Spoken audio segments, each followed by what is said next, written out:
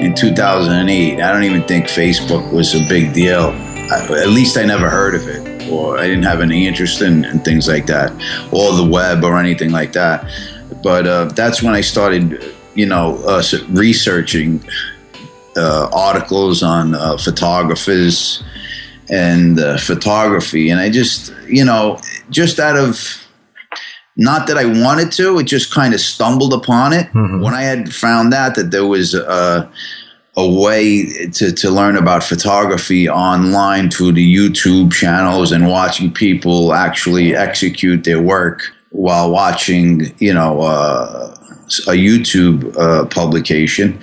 To me, it was an easier way than having to go to, and actually read and I could see it online, and it was easier for me. So, I took a lot of time doing that, going through YouTube publications and tutorials, and at what point did you start taking to the streets?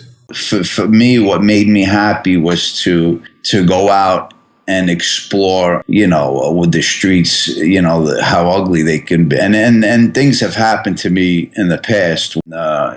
Photography was just this great release for me.